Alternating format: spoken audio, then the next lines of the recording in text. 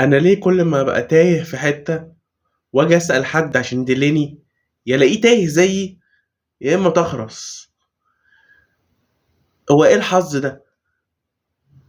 كنت في مره في المهندسين فبسال على مكان كده، ففي الشارع واسع ما لقيتش الا واحد بس كده قاعد، يعني قاعد في حته كده بعيد وعامل ايده كده. والراجل بقى ايه مستقنيص خالص وهادي، قلت بس هو ده اللي هيدلني. فجريت عليه قلت له لو سمحت، الشارع الفلاني فين اللي هنا؟ لقيته ساكت وبص لي وقعد يهز دماغه ويعمل لي كده. قلت ايه ده؟ يا يا استاذ، الشارع الفلاني اللي هنا فين؟ لقيته ساكت برضو وعمال يهز لي راسه ويعمل كده. قلت الله، ايه الراجل البارد ده؟ طب يا استاذ يا حاج، فاهم؟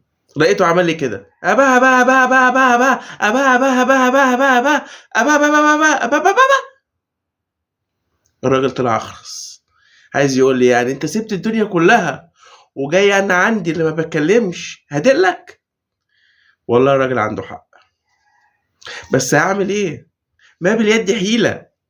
انا ما لقيتش اللي هو، انا ما لقيتش اللي هو. تمام. وكل ما اجي اسال واحد، اول ما اقرب عليه واجي اساله يقول لي لو سمحت الحته الفلانيه فين؟ قلت له خدتها من على لساني يا جدع، والله خدتها من على لساني. ف حاجات غريبة كده بتحصل الواحد، صدف بقى ما تعرف حاجات، الواحد مش عارف يعني ايه يقول فيها حاجة يعني. تمام.